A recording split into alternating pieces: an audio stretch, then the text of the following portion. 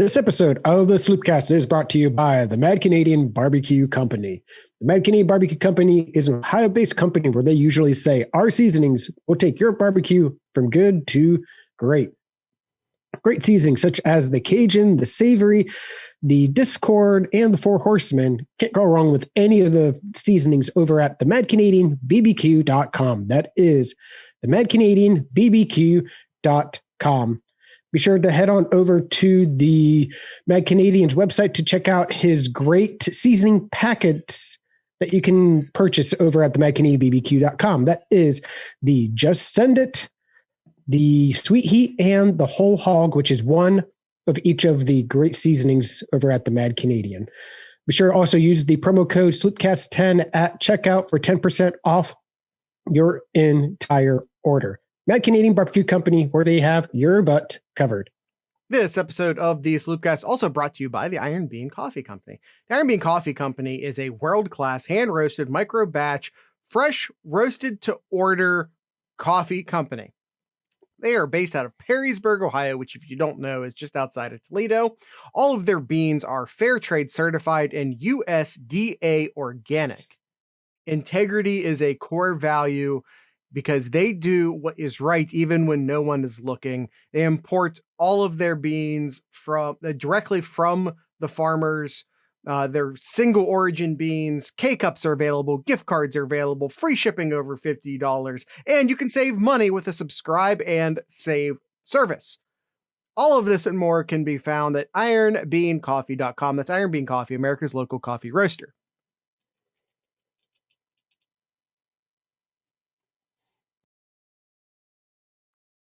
What's up, YouTube?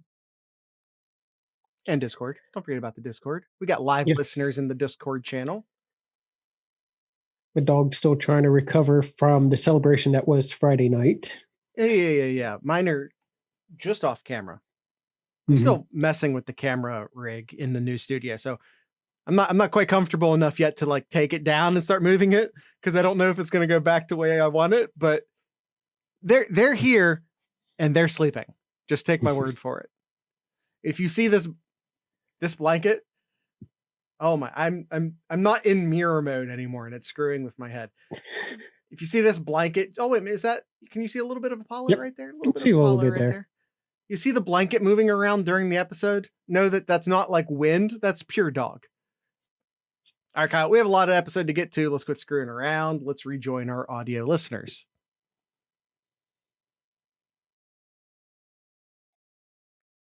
We've got barbecue back here. You're all invited. Welcome to the Sloopcast. How are you doing today, Kyle? Doing pretty well. How are you today, Jared? 2021, man. It's 2021. Everything's better now. People are like, yes. Everyone was like real mad at 2020 for very obvious reasons. And then everyone is just like, I don't know why everyone thinks that just because it's 2021 means everything's going to be better.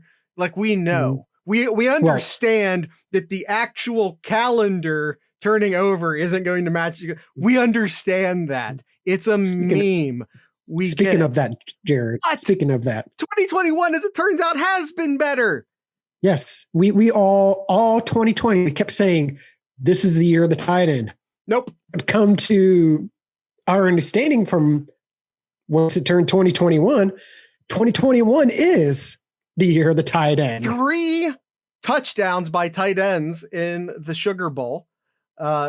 It's obviously the year of the tight end now, right? Yeah, we'll get into that a little bit later here. Let's talk about the big news on the recruiting front. Yeah. For the 2022 class. Real quick, this episode is going to be dedicated almost entirely to the Sugar Bowl. 5 minutes, but 5 minutes on the clock. We have 2 pieces of news. I'm checking the time code right now. We get no more than 5 minutes on these 2 pieces of news. All right, Jared. All right. First one here is Singletary. Yes.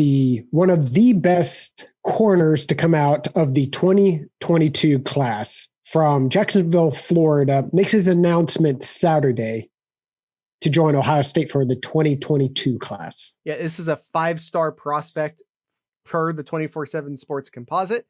He's the 10th best overall player. Like, it's kind of It's kind of funny. I don't feel like this got enough hype because it happened the day after the Sugar Bowl. But he's a top 10 player in the country. Top 10 in the 2020. Again, this is the 2022 class. This is not the class that just had their signing day. This is the 2022 class. 10th overall best player in the entire country, committed to Ohio State the day after the Sugar Bowl. By the way, don't get confused and think that it was because of the Sugar Bowl. The announcement date was already out there. He was already coming to Ohio State. Like, don't get that too confused. But he is now the second player in the 2022 class to join Ohio State.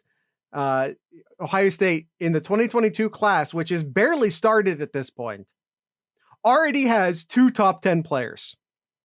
Yeah, crazy. And that also includes one of the best, actually currently the best prospect in the country right now, Quinn Ewers. Overall.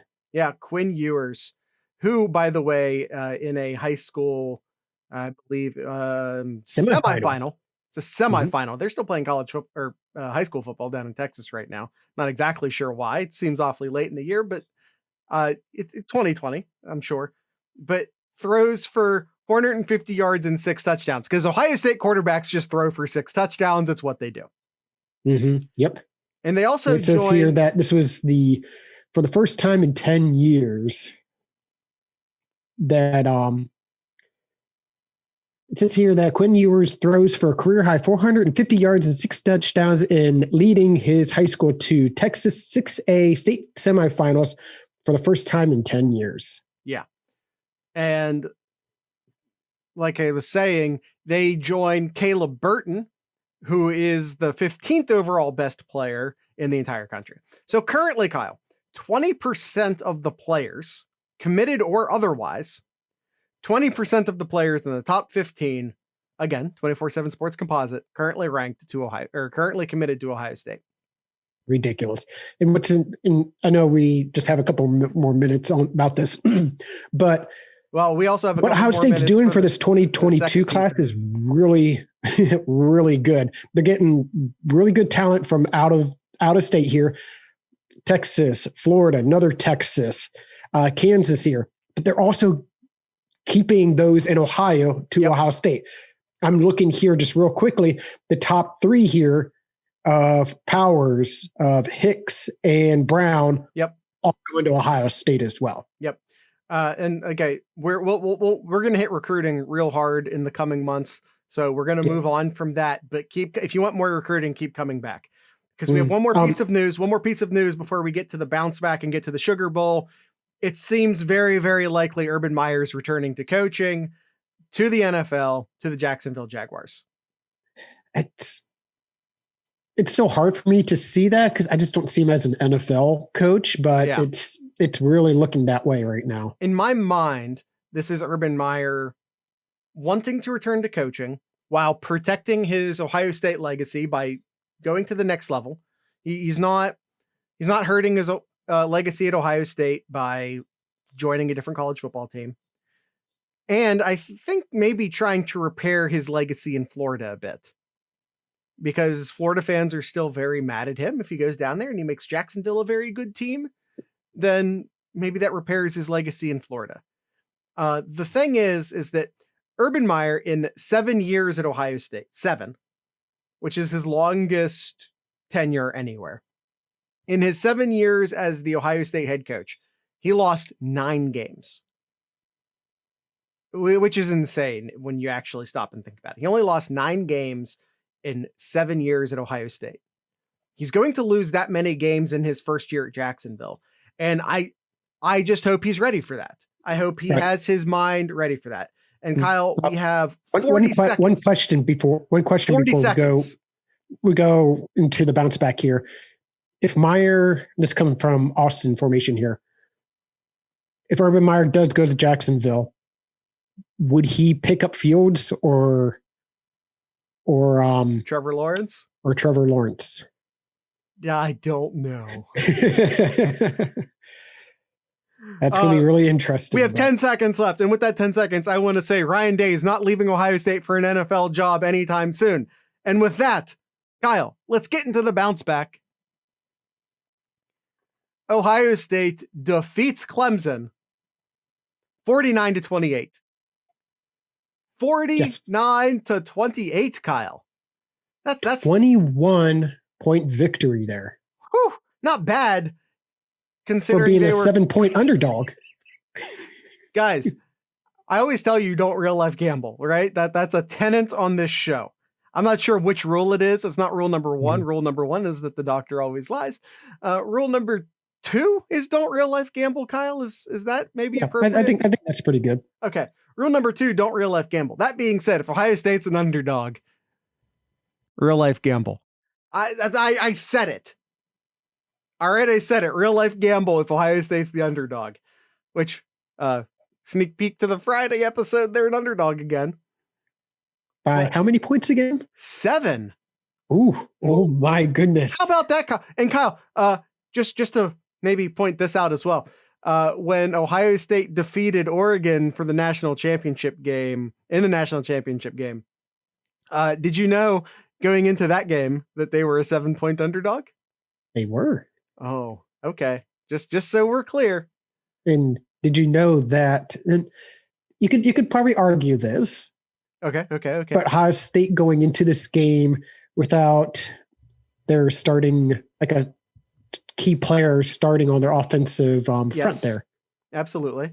Clemson was missing players as well. It's not 2020 anymore, but we're still dealing with 2020 issues, and it just sort of is what it is. I would say more notably than any of the players missing, Clemson was missing their offensive coordinator and play caller, which I think absolutely showed. Yes, and that really showed it here.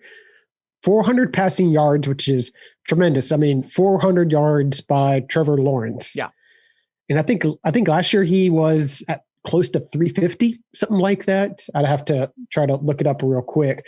But the key thing, and I mentioned this in our preview, holding Lawrence on the rushing yards there. And what did he finish up here? 10 carries, which includes sacks as well. Sacks for -8 yards. Yeah, absolutely. Maybe an even bigger deal. Etienne only had 32 yards. And maybe the biggest deal, Etienne's longest carry, 8 yards. Trevor Lawrence's longest carry, 11 yards. Yeah, by the way, that 11-yard carry, by the way, by Trevor Lawrence, I want to point this out. That 11-yard carry, which was on a first down, was the only thing preventing Clemson, I believe, from a third or a fourth straight 3rd and out in the second quarter. I don't have that number in front of me, but I believe Clemson had 2, maybe 3 straight 3 and outs in the second quarter. And that 11-yard scramble was the only thing that prevented them from having one more added to that streak. Yeah. So last year, Lawrence threw for 250 yards and rushed for over 100 yards. Then Etienne had 36 yards, so very similar to this year. And then Etienne last year had 98 yards reception. Yeah. And I was having this conversation with somebody in the Discord. I apologize. I don't remember who. But someone said to me, what if Trevor Lawrence has 400 yards passing this game? I believe was an exact question that someone said. And I said, I don't mind if Trevor Lawrence, and again, because I was all about that bend but don't break, make Clemson earn it. That was Austin. Was it Austin? Mm-hmm. And I said, I don't mind if Trevor Lawrence throws for 400 yards in this game, as long as it takes him 40 attempts to do it. And it took him almost 50 attempts. 48 attempts. So I'm cool with that.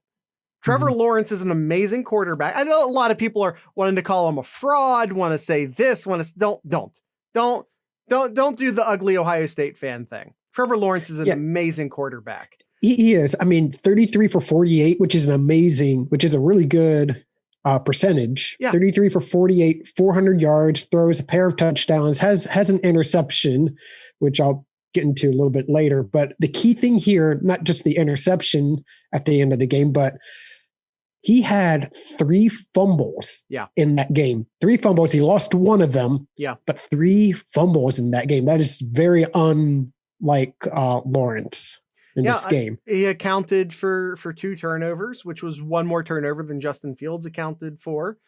Or accounted for. I don't think that's the correct phrase, but moving forward. Well, let's talk about that. Let's talk about that part right there. Disrupting Trevor Lawrence. Sure. Last year, I want to compare last year to this year. Yeah, he should have shaved the mustache, Brawley. I agree. I think everybody agrees too, including that reporter who forgot to mute their Zoom call. Yes. So last year, we had great defensive ends last year. Chase Young. Yeah. Try to get pressure around the edge to get to Trevor Lawrence. And you know what Trevor did? Right down the seams, right down the holes, and made Ohio State punish Ohio State for doing that. This year, pressure right down the middle, right in Trevor Lawrence's face, and it disrupted him. I saw somebody on the Buckeye Scoop here. He goes by VB Coach. He watched the game and made some really good comments. I wanted to bring up a couple of these things. He noticed in the first quarter, Clemson did score 14 points in the first quarter, but you look at pretty much almost every throw that Trevor Lawrence threw off his back foot, unbalanced, throwing it high. Receiver it's not right on target, not right at the numbers. It's off target. The receiver has to go and make incredible catches, really stretch out to get those catches there. Which very unlike Trevor Lawrence. Which prevents the opportunity for them to get quality yards after the catch. Yes. And by the way, I want to, in defense of the Ohio State's corners, may I, in defense of Ohio State's corners, a lot of people, and I'm not saying Shaun Wade had a perfect game. Okay. And I'm not saying that Sevyn Banks had a perfect season. One, I'd like to say that Sevyn Banks had a very, very good game. He did give up one big pass that I thought the Clemson wide receiver got away with a big push on personally. Yeah, that first drive. Yes. Was that the first drive or the second? That was the first drive. Okay. Yeah, the second drive was a 3rd and out. Then they scored again Clemson scored again on the 3rd drive. But regardless, then they went on a big 3 and out streak. But regardless of that, outside of that play, which I really don't blame, put a lot of blame on Sevyn Banks for, he had an excellent game. And Sevyn Banks had a real rough start to the season. I'm not suggesting otherwise. I'm really not. But he's gotten a lot better. Again, only 6 games these guys had to prepare for this. Only 6 games these guys had to prepare for this. Sevyn Banks got a lot better from week 1 to the Sugar Bowl, and he deserves credit for that. Josh Proctor got a lot better from week 1 to the Sugar Bowl, and he deserves a lot of credit for that. And I'm not saying Shaun Wade had a perfect game or a perfect season, but Herbstreit was going in on him, and I felt like it was unfair because he kept, he's playing soft. He's playing soft. Oh, look at that. They're going after Wade again because he's playing soft. He's playing soft. He's playing soft. That was the scheme. Just because Shaun Wade is lined up over the wide receiver does not mean they're in a man-to-man scheme. For God's sakes, Kirk Herbstreit, you're a former college football quarterback. You understand that quarters coverage is a thing. And if the coach says, Shaun Wade, you're in a quarters coverage here, it is his job to bail. And what was Ohio State doing? Ohio State was doing exactly what Kyle and I said that they should have been doing during the preview, which is preventing big plays, preventing the run, and forcing Trevor Lawrence to march down the field 10 yards at a time. And that's what they did that first drive. And I was kind of sitting there, I'm like, all right, I was fine. Here we go. Here, the horses are out. This is going to be. A lot of people were very upset about Clemson going down, scoring so easily in the first drive. Yeah, I was fine with it. I knew this game was not going to be won. We knew this Clemson offense and how well they are and how quick and often they can go down the field and score. It's just a matter of just making your stops, making those stops. If they get a few first downs, okay, that's fine. But it's that bend but don't break mentality. Make Clemson force them to make the mistakes. Don't let anything deep go behind you, which there was a couple, but I think for the most part, I thought the defense played really well, preventing a lot of deep balls like what Fields did to Clemson's defense, preventing those kind of throws, those kind of plays. Not one completion over 30 yards. That's amazing. I mean, Clemson yes, you let everything out in front of you. Yards. Yeah, you let everything out in front of you, but you're not letting, like what just Jared said, those 30+ yard plays, or even a lot of the defensive players, Jared, they were making tackles. Yeah, they're making really good tackles on Etienne, on Lawrence. They played really sound. I mean, yes, laying the 7 yards in front of them. Yeah, but they tackled extremely well in that game. That was the game plan. You're ripping Shaun Wade on national television for following the game plan. Now, if you want to say, well, he should be up and he should be jamming the wide, okay. That's your opinion, and I'm not saying you're wrong. If that's what you wanted Shaun Wade to be doing as a fan, as an observer, that's fine. I'm not going to tell you that you're wrong. I am going to tell you that that's not what the coaches were telling him to do.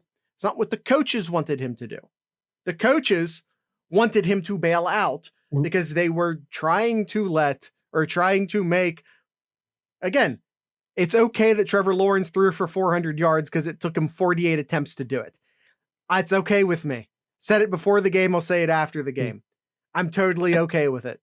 I mean, Jared, Lawrence's main target, Justin Fields threw for only 15 less yards, threw for 385, threw for only 15 less yards than Trevor Lawrence on only 28 attempts. That's 20 less attempts.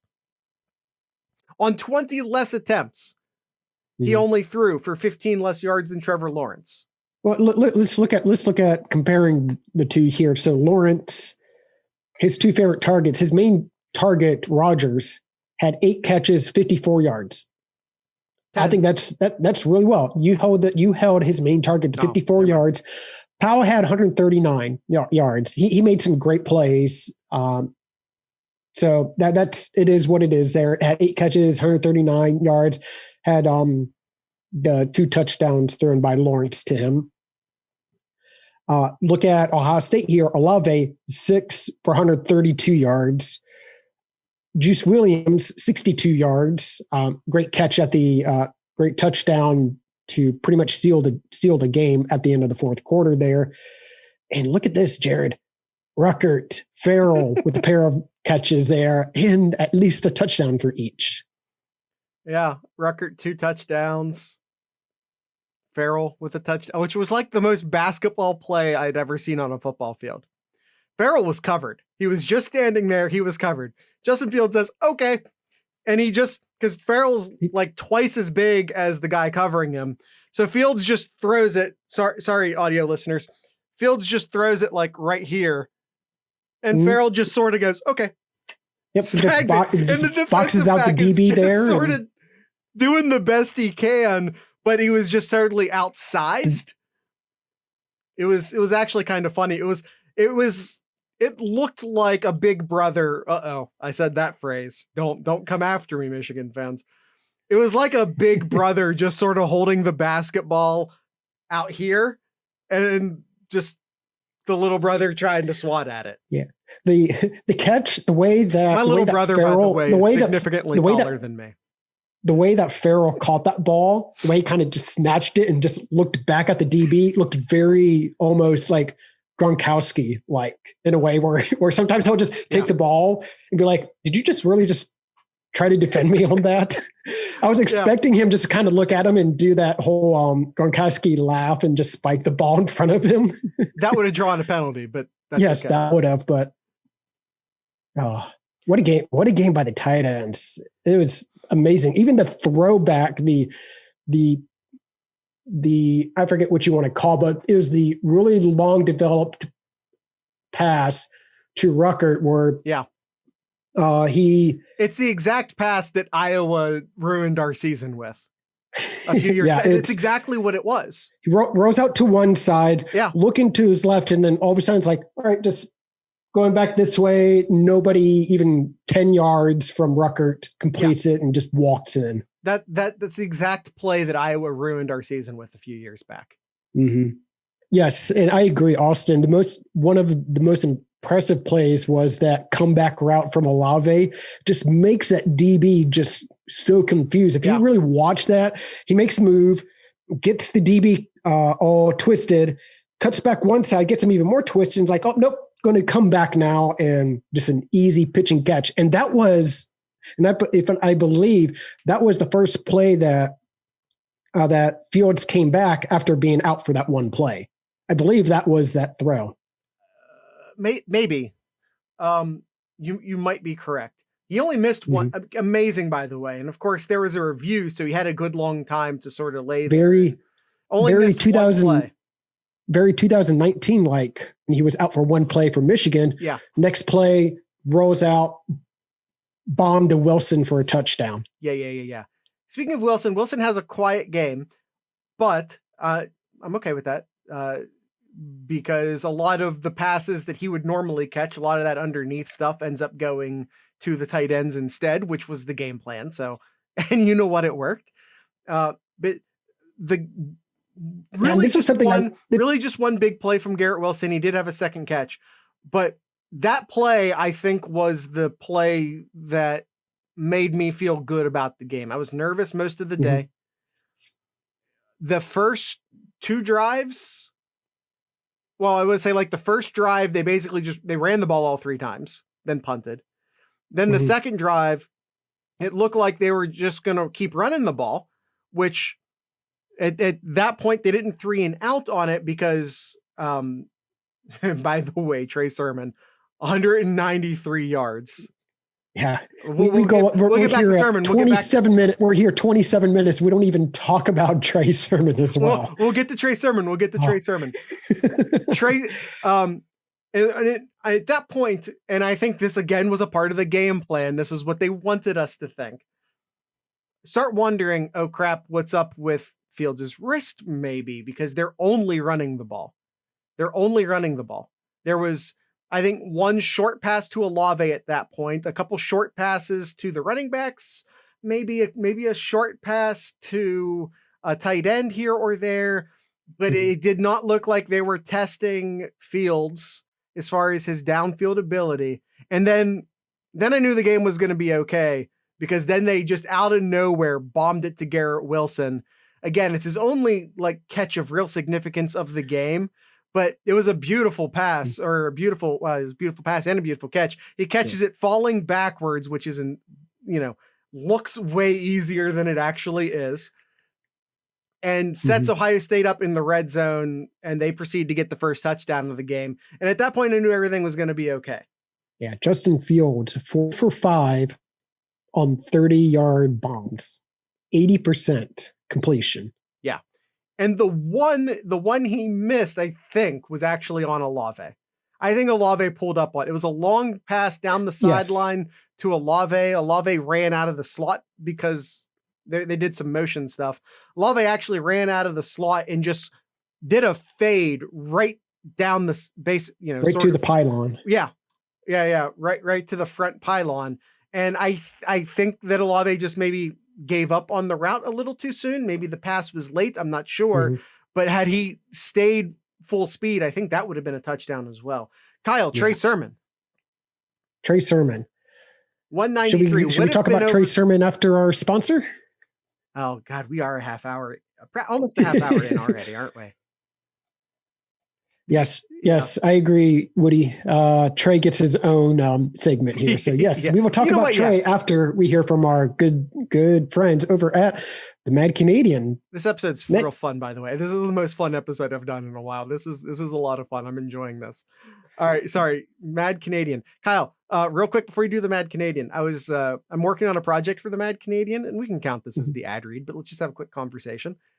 All right. Working on a project for the Mad Canadian. I'm not at liberty to talk about it yet. And I was doing something with the Cajun. Again, I can't talk about it yet. No details. Doing something with the Cajun. And I'm thinking to myself, I don't use the Cajun enough. So what I do, because I have some leftover Christmas ham. I basically got my crock pot out, some ham, some frozen vegetables, some chicken base, because I don't have any pork base, So just screw it. I went chicken. Some beans, and then just a pile of Cajun. And I'm telling you, it's not ready yet. But oh God, it's good. That's it. That's the entire thing. I'm making some Cajun soup with some ham, some beans, and some frozen vegetables. That's it. That's the entire tweet. So Kyle, tell us about the Cajun. You tell me more about it. Sounds like that you already got this thing going. The Cajun. It's basically Canada meets New Orleans. It's the Great North meets the Deep South. Well, how can you go wrong? And Kyle, you can get the Cajun the Just Send It pack. Yep. It consists of the S&P Bud, the Sonoran Heat, the Cajun, and the smoked. I almost put some smoked in there too. I think the smoked would have been good in the soup, but no, we were going Cajun. We were going Cajun, gosh darn it. Yes. Yep. We'll just name off the other ones too. The Sweet Heat package consists of the 4 Horsemen, the Discord, 2 Border, and the Old Fashioned for a good old mix of sweet and heat spices. Or why not just get the whole hog, one of each of the 14 seasonings that the Mad Canadian has whipped up in his lab. Be sure to check out all of those over at the madcanadianbbq.com. Promo code SloopCast10, SloopCast10 at checkout for 10% off your entire order. Mad Canadian Barbecue Company, where he has your butt covered. This episode of the Sloopcast also brought to you by the Iron Bean Coffee Company. Kyle, I got a French press for Christmas, and I've been using it. Makes that Iron Bean coffee even better. I'm not exactly sure how, but it somehow it does. World class. I already did that. I already told you why you should buy it. I already told you they're world class, fresh, roast to order, Marine owned, Ohio owned, mom and pop owned. I already told you all that. So let's talk about some of the coffee. Kyle, I told you I've been using that French press. The 2 coffees I used in that French press were the Ride or Die, which is a gentle, distinctive version of the American classic breakfast cup, Brazilian yellow bourbon coffee beans with superb smoothness and flavor. And I also made some cast iron, which is a medium roast coffee with 100% single origin Honduran Arabica beans. I'm a medium roast kind of guy. I love my medium roast. Don't get me wrong. I still like a good dark roast. And I tell you what, if you stick around for the third ad read, I'm going to tell you more about those.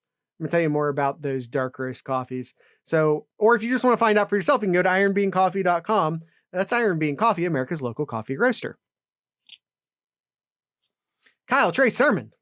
We call him Trey Hundo on this podcast. One thing before I go into that, Jared. Oh my goodness. Making Trey Hundo wait again? I know, sorry. Austin asks, what do you recommend for people who aren't as much into coffee? I would be one of them. What would you get me, Jared? From the Iron Bean Coffee Company, if you're not that into coffee? Sir. Yes. I think the gateway coffees are going to be your flavored coffees. I think maybe that might be a little bit easier to get into because it tastes like something. So maybe the Intense Blueberry, which is a flavored coffee they have. I haven't tried the Mom's Carrot Cake. I'm not 100% sure what that would be like.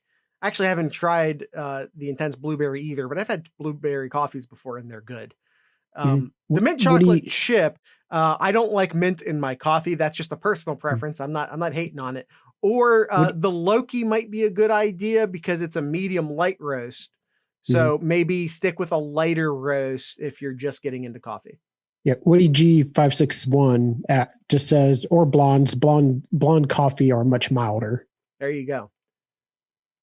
And by the way, if you're going to get into coffee, drink good coffee because it's good. that sounded way more. It sounded I don't know, but Kyle, Trey Sermon. We call him Trey Hundo on Trey the show. Sermon section now. This is all Trey Sermon here. Trey Sermon, 31 carries for $193 and a touchdown. That face mask, he would have been over 200. Yes. We call him Trey Hundo on the show because when you run for 300 yards, you get a nickname, especially when your first name's Trey. Yeah. So over the past 2 games, Jared. Yeah. 506 yards, which is another Ohio State record over a 2 game span. Yeah, a lot of people have started asking the question, or before this game even, is Trey Sermon setting up for a Zeke Elliott type run? Because don't let revisionist history fool you. Zeke, while was having a good season in 2014, don't get me wrong, I'm not saying he was bad, but Zeke was having a good season in 2014. He didn't hit Zeke level Zekeness until the Wisconsin game, until the Big Ten championship game. So people start drawing that comparison, and for good reason. Trey Sermon, who's had a good season, all of a sudden Big Ten championship game goes nuts.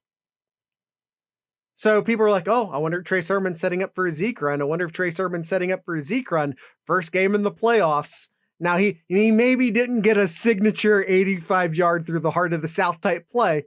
He maybe didn't get that, but still, you run for 192 yards, 93 yards, and a touchdown against number 11 Clemson. I forget. You still are starting to put yourself in those annals. And again, 506 yards, as Kyle already pointed out, the most Ohio State rushing yards by an individual in a 2-game span. Yeah. So he's outpacing Zeke. So Zeke in the 2014 year, he had 121 yards against Michigan, 220 against Wisconsin, 230 against Alabama, 246 Did he have against any Oregon. And in that Oregon game, he ran the ball 36 times. Did he have? Because they asserted their dominance early and often. Which they did here in this Michigan? Which they did in this game as well. I mean, you look at both offensive and defensive line, you can just see that line just push on both sides there. There was a good push. Yeah. Kyle, real quick. Did Zeke have any 100-yard games before Michigan in 2014? Yeah. He had Indiana, Michigan State, Penn State, Maryland, and Cincinnati. Fair enough. Let's see. So Kyle, some things you and I got right, some things you and I got wrong during our preview. We pushed pretty heavily for a bend don't break NFL style defense. Did they do that? Because in many ways the wide receivers were the defensive backs were playing some bailouts. So in some parts they did, but also Ohio State had a series of 3-and-outs.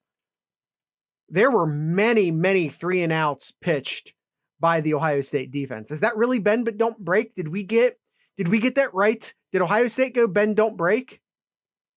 I think so.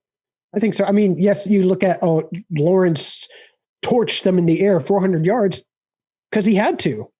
Ohio State scored 21 points in that second quarter, prevented Clemson from trying to really mix it up. They had to play from behind, down 35-14 at halftime. It was pretty much play catch up for the rest of the second half there. First half stats, they rushed for 48 yards for the first half. All game, 44 yards. They had -4 yards in that second half. Well, that's mainly due to sacks, right? I hate that college football counts sacks against rushing yards, but your point remains the same.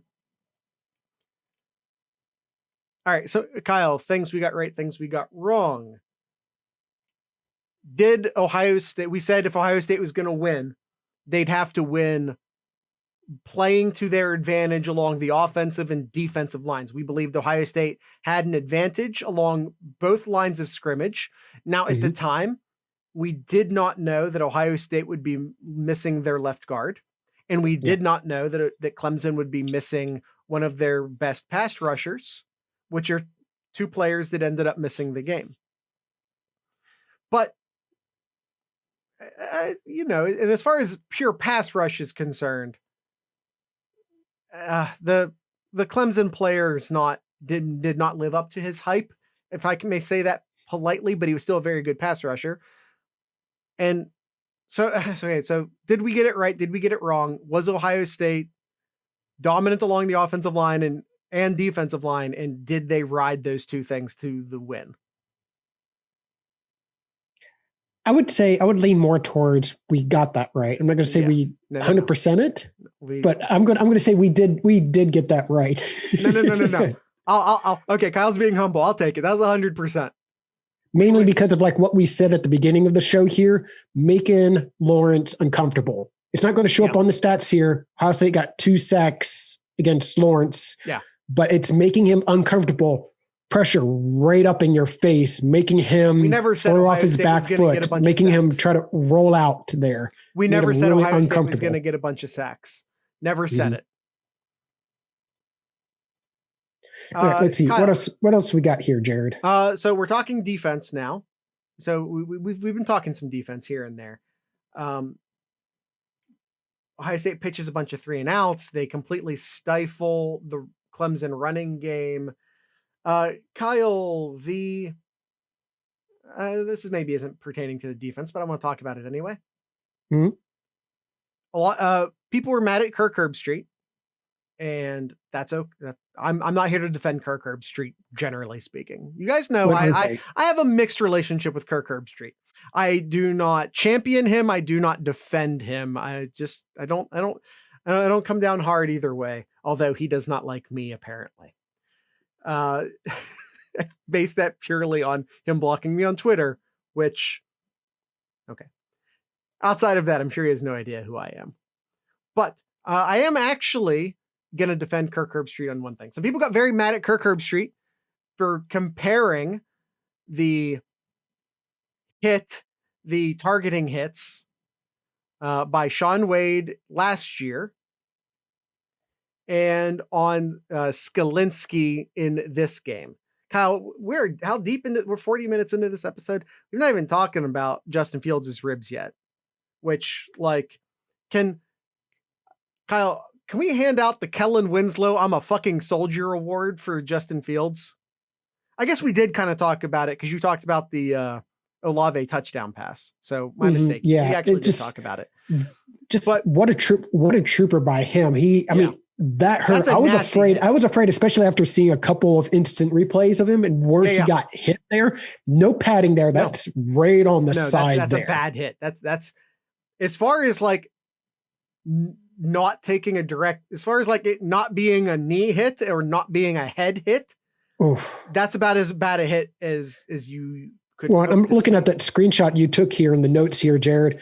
That bottom picture there, you can see Fields leaning one way and then his whole upper body just going this way. One of the nastiest hits you're going to see. That was nasty. Yeah, I was afraid. Yeah, and a lot of people thought too, like broken ribs or something. I'm not convinced he didn't still, to be honest with you. Yeah, we still don't know. Nobody said anything yet. It's still probably too early as we're recording this Sunday afternoon. Real quick, because people always ask us. Ohio State does not provide injury updates until the last possible second. Most legitimate Ohio State media will not report on injuries because that's a line that they don't cross with Ohio State. We follow, not to say that we're like legitimate Ohio State media. I'm not saying that, but that is also a line Kyle and I never cross. The university doesn't, the Buckeye Scoop doesn't, none of the legitimate media do, and we do not cross the line of talking about injuries publicly. So I'll save all of you the effort of reaching out to us. If we actually know anything about an injury, we're not going to tell you about it. And that's an if, because we're not insiders. I'd like to say that. But boy, Jared, in that, I don't know if it was in third quarter or in the fourth quarter, you've seen that many times on different news media. You see Justin Fields trying to get up on that bicycle there, and you could just see him just struggling. That looked like the first day you working out and like first time in 6 months, and then you trying to get up on your high table. And you're like, oh, I can't do this. That's what that looked like. That times 10. Yeah. All right, back to Herbstreit. I want to defend Herbstreit on something.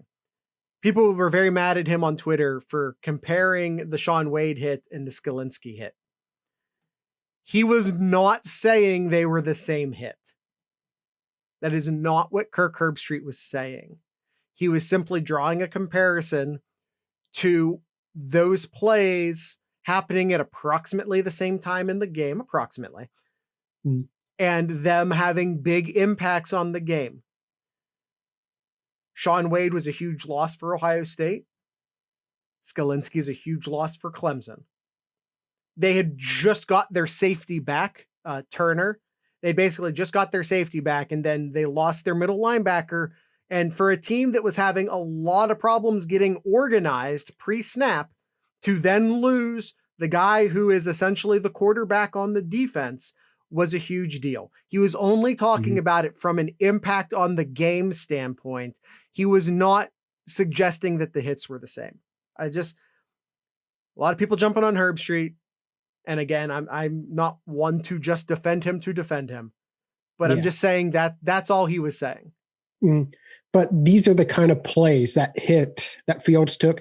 That's the kind of hit that both NFL and college went out of the game. Yeah. Not just for not having nothing the person to do with taking the hit, it's the one who's delivering the hit as well. That targeting foul, the one that because targeting is actually like 3 fouls. I think people don't necessarily understand that. Targeting is actually 3 fouls. And the one that Skolinski got called for is not there to protect Justin Fields. That is there to protect Skolinski. I might be saying his name wrong. I don't care. There's no N. Skolinski. I don't care. I don't care. Okay. By the way, Kirk Herbstreit cannot pronounce Coach Combs or Haskell Garrett. Can I point that out real quick? Since I'm Olave. But Fowler couldn't pronounce Olave. He also called him Josh Fields several times. Yes. Fowler, that is, not Herbstreit. He kept pronouncing Haskell like it was like it rhymed with Pascal. It was Haskell Garrett instead of Haskell. It was Haskell, like it rhymes with Pascal. It was really disconcerting for a guy who is an Ohio State alumni. Yeah. Which, by the way, Jared, I liked his home setup. You saw how did you see the PR picture that they post out? Just all the monitors he had set up at home, and even a really nice couple nice curved screens there I too. did not see it. If he tweeted it, you'd be impressed. You'd be like, "Ooh, I need that for my podcast setup." If he tweeted it, I didn't see it. No, he did not tweet it. Okay. I'll share it with you, Jared. Okay. So the point I'm saying there is just defending Kirk Herbstreit, and again, that was an incredibly dangerous play. Yeah. That's the type of play that gets defenders paralyzed, and is eerily similar to. And I tweeted this at some point because someone else tweeted it. I retweeted it, to the Ryan Shazier hit. Very similar. Yep. And as the great Chris Spielman once said, hit what you see what you hit. Yeah. And you can see his eyes were looking down at the field, maybe at Justin Fields' shoes, not at his number where he's hitting. And if you're going to initiate contact with the helmet, which you shouldn't do, but football's imperfect and fast, it's completely unavoidable to initiate contact with the helmet sometimes. But if you do, you're supposed to do it with your face mask. And I saw a bunch of Clemson people on Twitter being like, well, Fields spun into it. Doesn't matter. Doesn't matter. It does not matter because your face mask should be up. Well, that's a perfect form tackle. That's how you're taught. No, it's not. Face mask up. Face mask up. That is a dangerous play, not for Fields. I mean, it turns out it was a bad play for Fields just because. But that is the type of play that gets defenders paralyzed. All right. Dabo says he's sticking to his ranking of Ohio State at 11th. And doesn't feel like it played into Ohio State's motivation at all. Anyone who follows any Ohio State players on Twitter knows that's false, as I'm pretty sure 90% of the Ohio State roster went to Twitter at some point that night and tweeted something along the lines of, not bad for number 11. Mm-hmm. Or who was it? Was it, I can't remember who it was. They said, oh, so does that mean that, that Clemson's number 12, or is that not how things work? Hey man, I don't know. Kyle, we need to get to some Ask Sloopcast questions. You guys delivered huge on these, and we're not going to be able to get to all of them. If you want to send us big one, though. I think one of the big questions here we didn't even talk about from Gangland. He asks, Jared, should the Buckeyes continue to huddle up for the remainder of the season to confuse opposing defenses? Now, this is really interesting because it wasn't just so much confusing Clemson here. There was a lot of talk during and even after the game. Does Clemson steal signs or motions from the opposing sidelines during the game there? And why you saw often, especially in that first half, you didn't see Clemson all lined up. And granted, some of it was that Ohio State huddled up, went to the line, and almost snapped it almost immediately, not giving Clemson a chance of knowing, oh, who's where, and all that.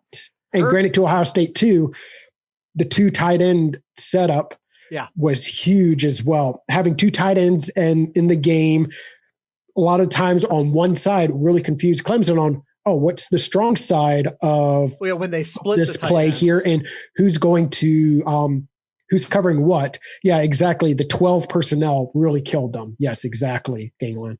The one thing I want to point out, and Herb Street nailed this during the broadcast.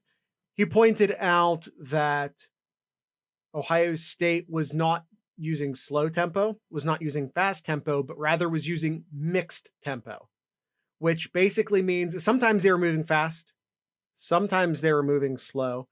And that was on purpose, specifically because Venables, the defensive coordinator at Clemson, loves to make last second adjustments, and they were just trying to screw up Venables' timing on that. Now, as far as Clemson stealing signals, I'm sorry, I keep staring at this monitor, and I apologize for that. I'm sure that looks weird for everyone on YouTube. As far as stealing signals goes, guys, I'm going to break this to you real quick. Everybody, yes, Ohio State included, attempts to decipher and steal the opponent's signals. If your signals can be stolen, that's your fault. There's a reason why Ohio State has 3 separate backup quarterbacks on the sidelines sending in signals. Only one of those guys is actually sending in the signals. There's a reason why there's 3 of them doing it. It's to protect that. There's a reason why Oregon started, and it feels like a great deal of college football followed suit with those big cards with symbols and pictures and stuff on them. It's to prevent the other team from stealing those signals. Mm-hmm. If Clemson, as they've been accused, is notorious for stealing signals, what that actually means is that they're very good at it. Yes. That's all that means. And in this case here, Jared, that means Ohio State prepared very well. Yes. In that, and it really showed. 35 points in the first half. I feel like everyone's very sensitive about quote unquote stealing signals, and they sort of relate it back to the Patriots. What the Patriots did was film the Rams practice ahead of a Super Bowl. That's very different. When you're actually filming someone's practice ahead of a game, that's very different. Stealing signs, steal signs. If your signs can be stolen, that's your fault. Okay? Clemson did not invent stealing signs. Are they particularly good at it? Apparently. But don't think for one second that Ohio State or anybody else is innocent of attempting to do the same. 639 yards, Jared. Yeah.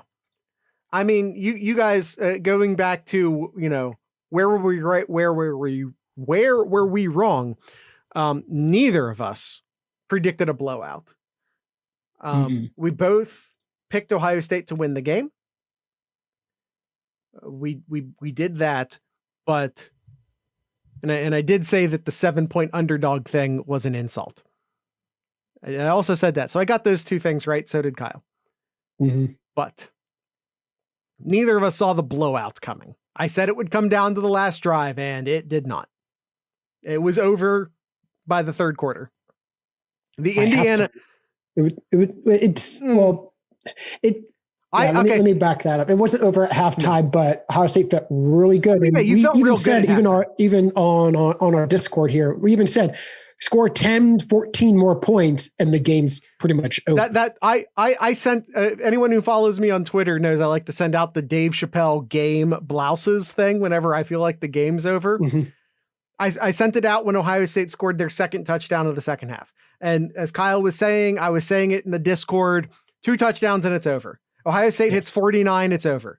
Because people were nervous. Clemson missing their offensive coordinator was huge. We need to address that.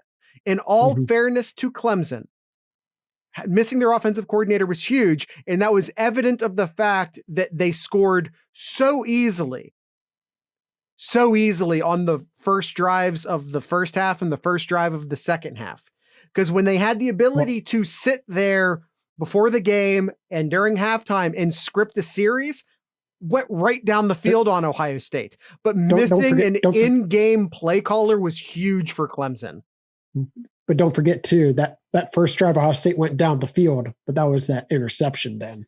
It was the first drive. Yes. Which was, by the way, I don't know if anyone's ripping Justin Fields for it, but in defense of Justin Fields, it was tipped. But against Justin Fields, he shouldn't have thrown into triple coverage there. Well, but the ball was tipped, so you don't know where that ball was going. If that was thrown high, still 3 players. If it was thrown high to the back pylon, only Olave gets a chance at it. Or for that matter, because he was throwing to the back of the end zone, he may have been throwing it out of the back of the end zone. Could have been. The ball was tipped. We don't know. Mm-hmm. So just. Considering the game Justin Fields had, I will give him the benefit of the doubt. Agreed. 6 touchdowns through the air there. Yes. Okay. All right, Jared. Questions here. All right. First one, Nomad. Mm-hmm. Probably your favorite question here? If it's the first one on the notes, yes. Can we get a fuck you, Dabo?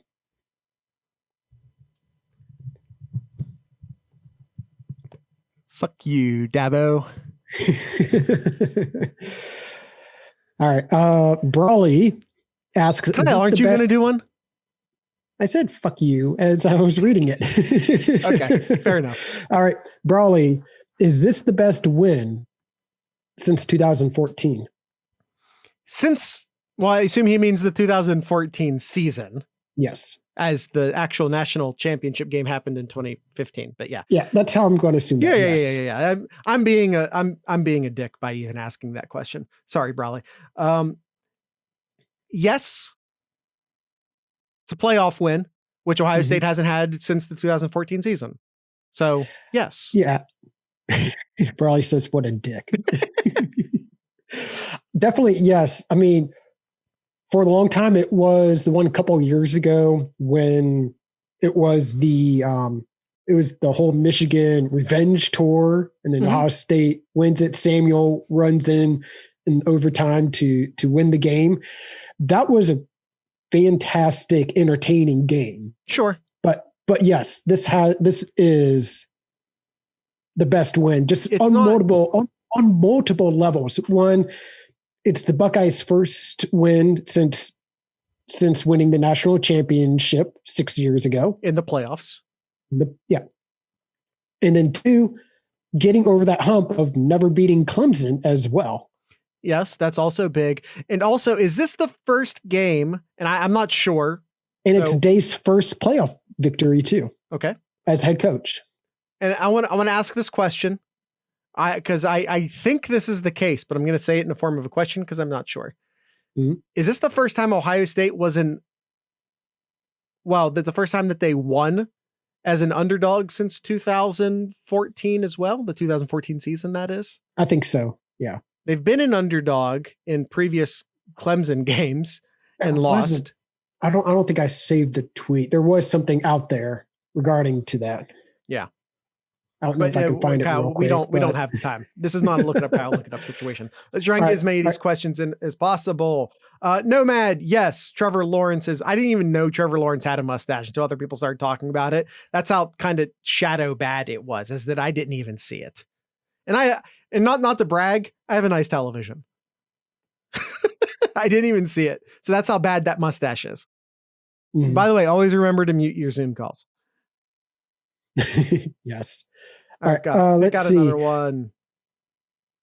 Tanner asks another patron. These are 100% patron questions, by the way, asked in our Discord server, discord.thesloopcast.com, patreon.thesloopcast.com.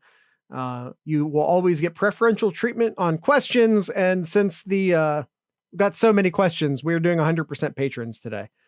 From Tanner 24/7 on our Discord server. Is this a top 3 Buckeye win in your lifetime? No.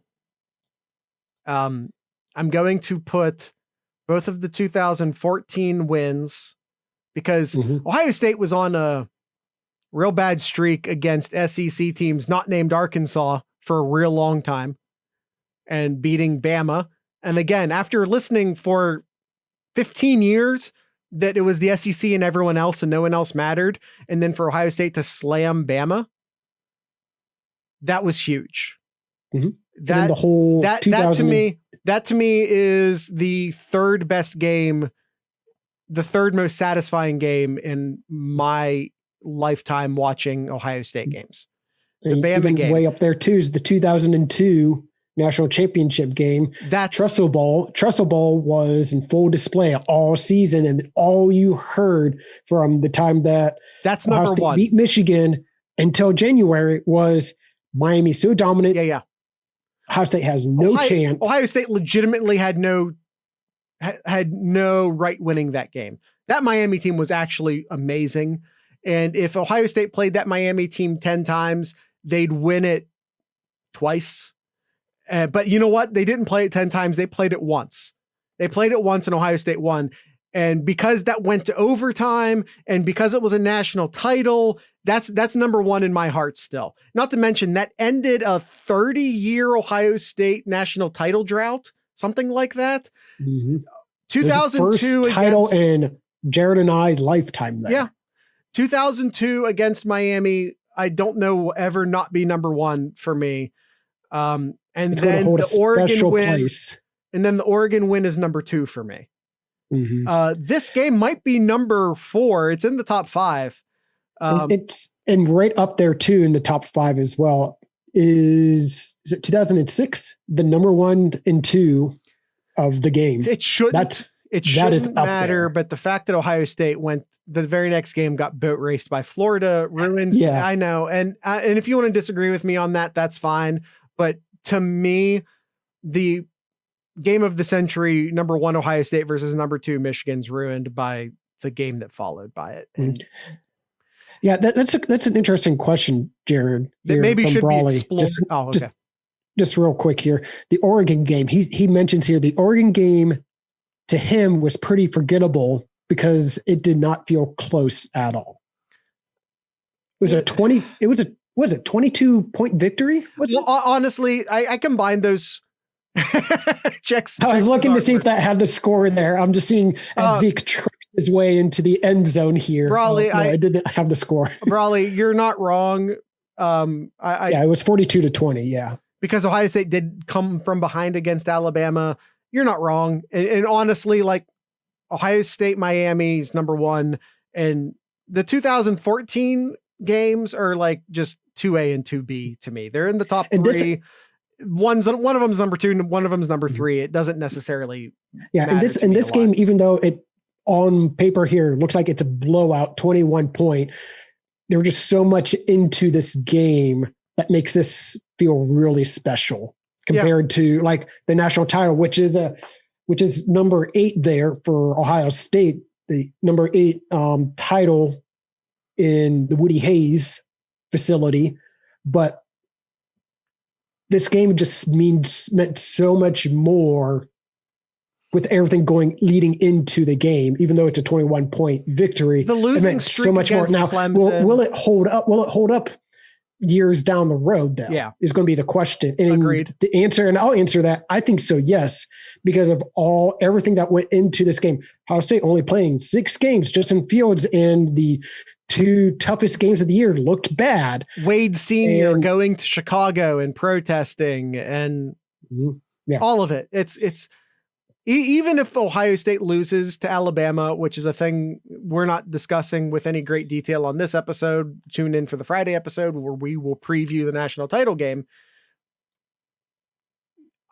The storyline here, like I said that the Michigan 1-2 game was ruined by the game that followed. Even if Ohio State loses a close one to Bama in the national title game, that's not going to ruin this game for me because of it being 2020 and all of the crap that this team went through to get to this point. Mm-hmm. Yeah.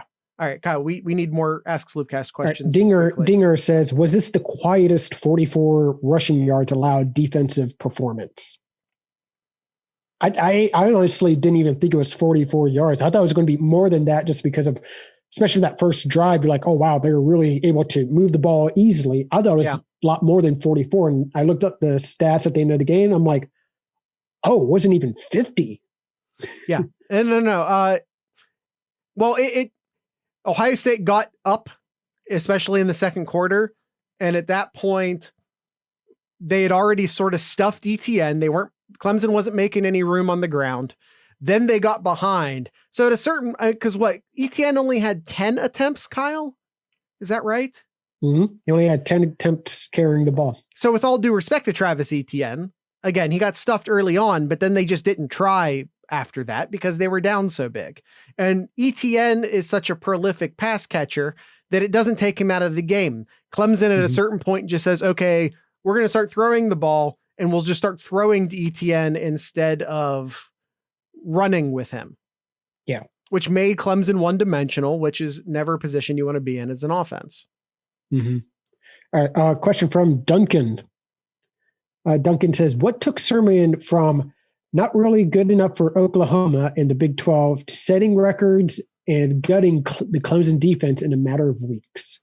I don't know. I think he came out about this saying that it definitely took him a little bit to understand the offense and to trust the coaches. I think it was Tony and Tom. I think I heard that from. It's not that he wasn't good enough for Oklahoma. Oklahoma just had some really good younger running backs. Trey Sermon was hurt, so he kind of fell behind in the depth chart. And as ruthless as it sounds, but this is big boy college football, as ruthless as it sounds, if you have younger guys who are playing just as well, you're going to develop them. And a lot of people don't like that attitude, but also a lot of people don't like that attitude when it's on the other side. Mm-hmm. And you're like, oh, too loyal to the seniors. So it's, there's critics on both sides of that philosophy, I'll say. And Gangland's right too. He also had a bad relationship with Oklahoma's running back coach as well, which was kind of just the icing on the. Right. Yeah. All right.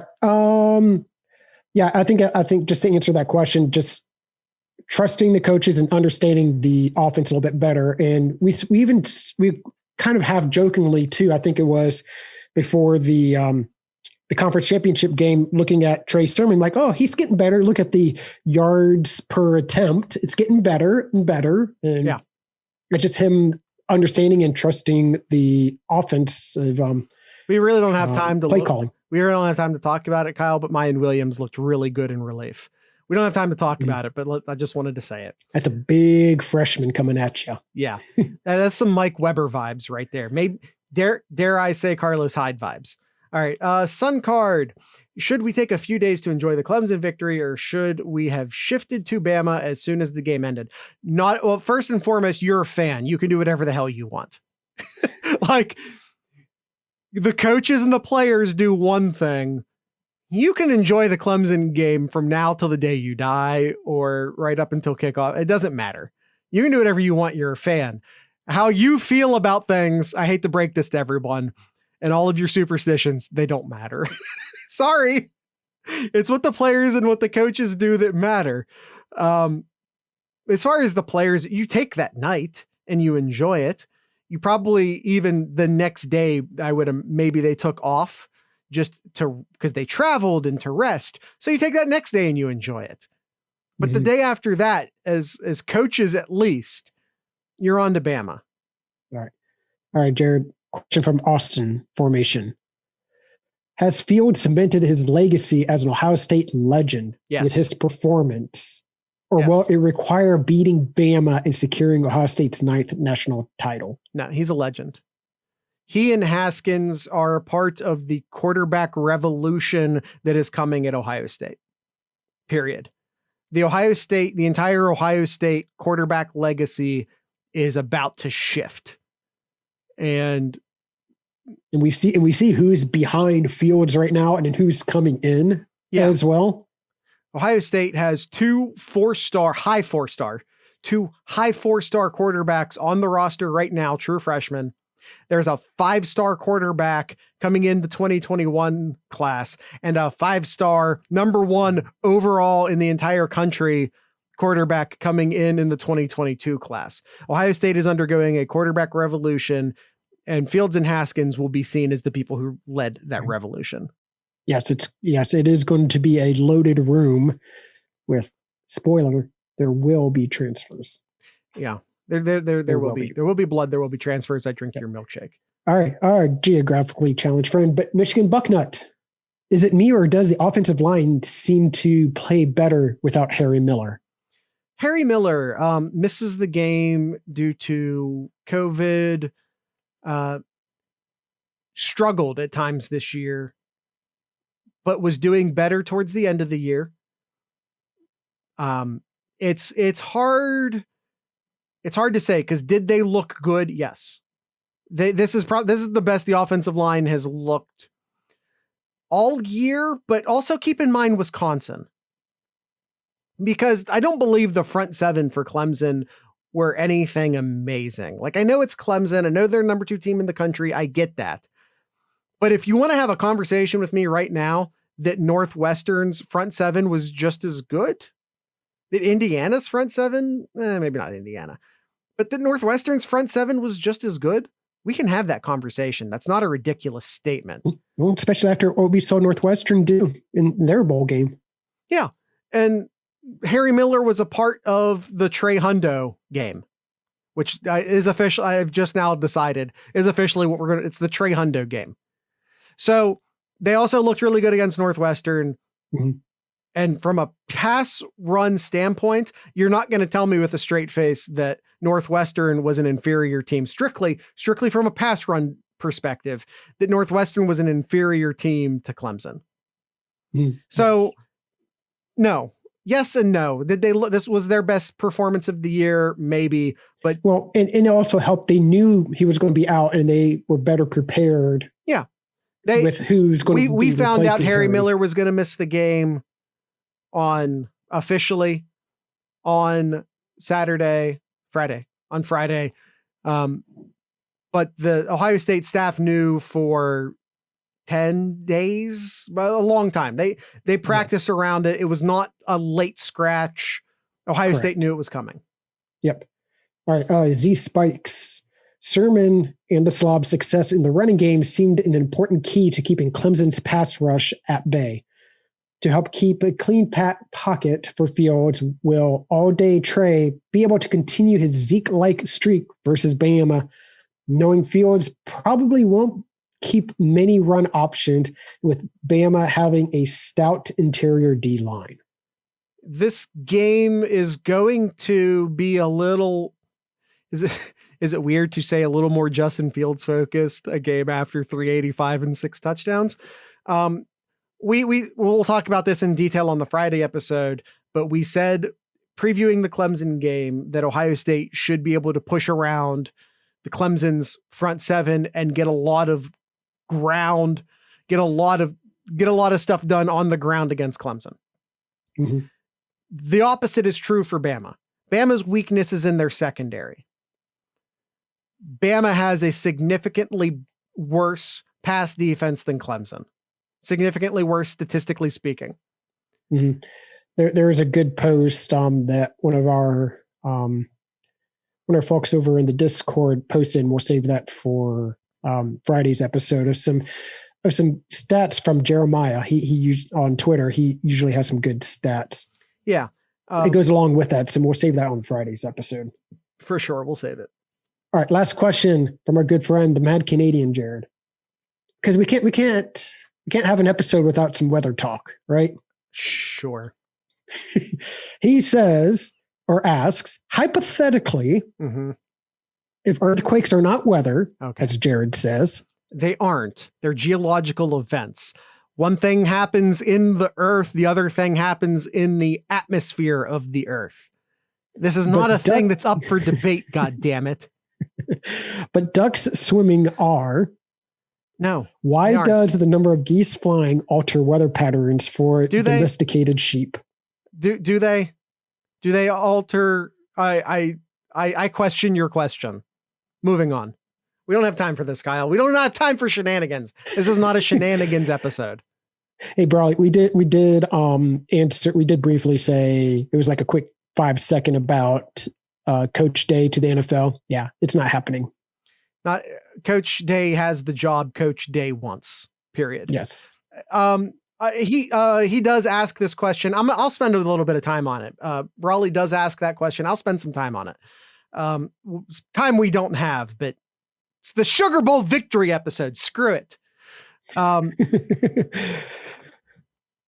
There's this prevailing idea that Ryan Day is quote unquote an NFL guy.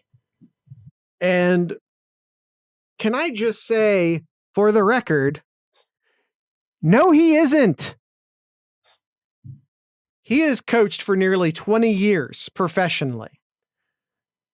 20 years, almost. I think he started, Kyle, do you want to fact check me on this? In 2002, he started his coaching career in 2002, maybe 2003. He's coming up on 20 years in coaching. He spent 2 of those years in the NFL. One with the Eagles, one with the 49ers. And he was not even a court. I'm not ripping on Ryan Day, obviously. We're obviously big Ryan Day fans. But he wasn't even a coordinator in the NFL. He was a quarterback's coach. A damn fine one. Don't get me wrong. Or a damn fine one. I love Ryan Day. But quarterback's coach for 2 years out of a nearly 20-year career in college football. Now let's add on so first off, this idea that Ryan Day is an NFL guy is laughable. Second, Kyle, who is one of Ryan Day's biggest advisors? Like we all know, what's that? Chip Kelly. Chip Kelly. Chip Kelly ruined the Oregon Ducks and his own career by chasing the NFL. So if Ryan Day ever goes to Chip Kelly and be like, hey, Chip, I'm thinking about the NFL. What do you think Chip Kelly's going to tell him? Now, potentially, depending upon how things go in Jacksonville, he might have his second closest advisor telling him the same thing. I do not see it. I do not see it. And of course, I said the same thing about Urban Meyer for years, and Urban Meyer seems poised to take on the Jacksonville Jaguars job at the time we're recording this. That is not official, but a lot of people seem to think that it is. Mm-hmm. So I guess my question is, why are people so convinced that Ryan Day is an NFL guy? Because he spent 2 years out of a nearly 20-year career in the NFL. My email box is open 24/7, sloopcast@gmail.com. If someone wants to tell me why 2 years as a quarterback's coach with 2 separate teams somehow makes him an NFL guy. I never really realized how young he is, Jared. He's a young dude. He's 41 right now. Yeah, he could easily be the head coach at Ohio State for the next 20 years. And quite frankly, I would be shocked if it's under 10. Now, if you want to talk to me about Ryan Day wanting to test the waters in 2030, I might have a different opinion then. Mm-hmm. I also might not have a podcast then. I don't know. Kyle, what are your plans for 2030, buddy? we don't have time for the long pause joke. All right, I think that's it. That's all. I know there was a ton more questions. There was a ton more, and I appreciate everybody putting in questions here. But I mean, we're at an hour and 20 minutes now. Yeah, apologies. This is the most questions we've ever left on the table, but we had to spend time on the Sugar Bowl. And some of these questions, by the way, I know Austin had a few that pertains to Bama, and we'll carry those over to the Friday episode. So if you asked a question that was a little more Bama focused, know that we still have those and we'll carry them into the Friday episode. Yep. All right, Kyle. That's it. That's the end of the show. No pop in circumstance. Is that the phrase? We're just going to end the show now. I will say, everyone check out thesloopcast.com. That links to all of our stuff, including our sponsors, including our Patreon. Gosh darn it, Kyle, you got me doing it now too. Including the Discord, which is free to join. There are premium channels, which you can access via a membership at Patreon. But you can join the Discord server for free, test it out, see if you like it. Join up later if you feel like it. So that's discord.thesloopcast.com, patreon.thesloopcast.com. And of course, you can find links to that and all of our other podcast stuff, including YouTube channels, 2 separate merch stores. I'm wearing my Ohio Beer Only t-shirt right now, which can be found in the 7071.thesloopcast merch store. And Kyle's wearing his crew hoodie, crew inspired, crew parody hoodie that says Buckeye Sloopcast on it, which can be found at merch.thesloopcast.com. And again, you can find all those links at thesloopcast.com, including links to our sponsors, social media pages, and all that crap. Kyle, what's in Kyle's corner? 2 things. You mentioned about Ohio State and their record against like being an underdog and all that. Since 2012, they have been an underdog 8 times. Okay. They are 7-1 as an underdog. Against the line or winning? It says against the spread here. Oh, okay. That's still a good stat, but I wanted you to answer it the other way. But still, if anyone, again, from a don't real life gamble, but maybe in this case, real life gamble standpoint, I keep staring at that monitor, guys. I'm sorry. From a don't gamble, but definitely real life gamble standpoint, if Ohio State's an underdog, you should probably bet it, but don't hold me responsible because Ohio State is an underdog this weekend. Mm-hmm. I'm not putting money on it, and neither should you. But Kyle is no. You say it. The other thing here that I have here, Nick Saban had Ohio State ranked 5th. Oh, so Nick Saban just a reminder. A reminder to all. Nick Saban didn't think that Ohio State belonged in the playoff either, huh? So wanted to put in Texas A&M, who they demolished earlier in the year. Oh, that's convenient. Did they want to put the team that they already beat in the playoff, Nick Saban? Is that what you wanted? Oh, did you get Ohio State instead? Did you try and... I know that the coaches poll doesn't actually matter, but still, you didn't want Ohio State in the playoff, Nick Saban. Why is that? Mm-hmm. Why is that, Nick Saban?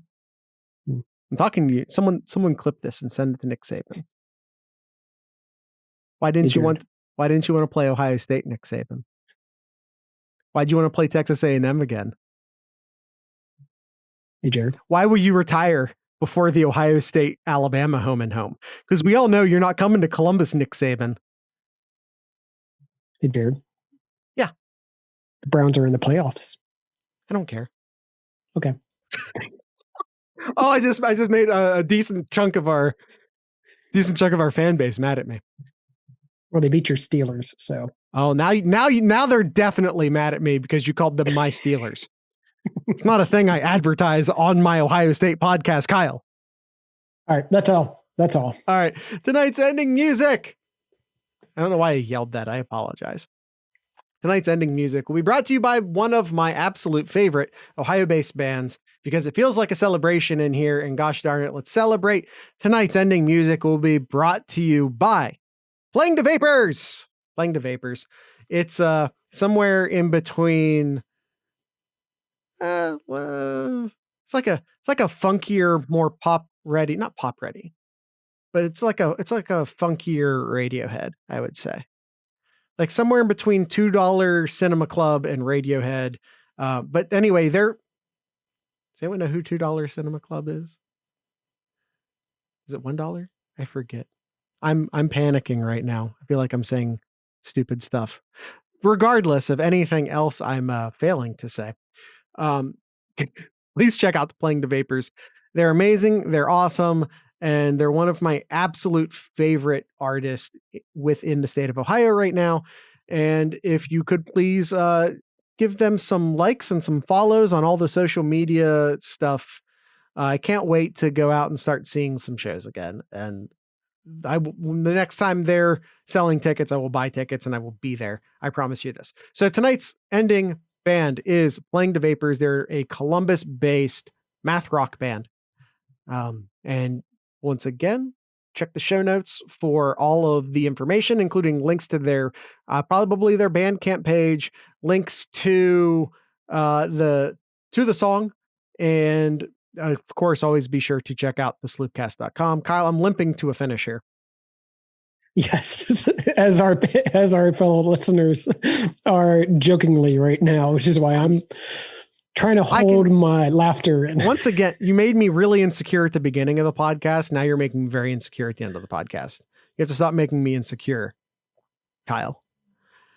And so with all of that being said, I'd like to encourage everyone to drink local beer, listen to local music, and of course, support your local podcasters. Once again, this is Playing to Vapors.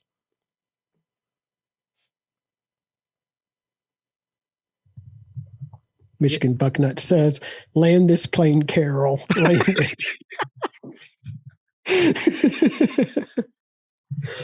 I don't know what it is. Oh. And I don't know. And I'm about to call myself a creator, which makes me cringe. I don't like it. But I don't know if other creators have an antagonist relationship with their fans the same way I do. But gosh darn, it feels like some of you just hate me. Now, you love to hate me. Don't get me wrong. I know you love to hate me. I know it's a dynamic thing. I play into it too. We have a lot of fun. But man, it's like a brotherly, just constant poking at me, you guys. Brawley says you're the Energizer Bunny. You just keep going and going and going. I'm a podcaster. See, Kyle likes to leave open silences, which is not a thing you're supposed to do in the podcast world. And someone has to fill them, damn it. All right. And there you are leaving the silence again. Let's go ahead and end the episode. It's my line.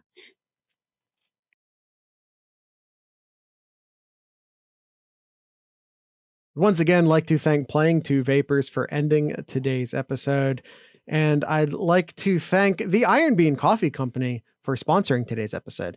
Kyle, I made a promise. I was going to talk about some of their dark roast coffees in the third ad read. So that's what I'm going to do. Let's see. There is the Odin.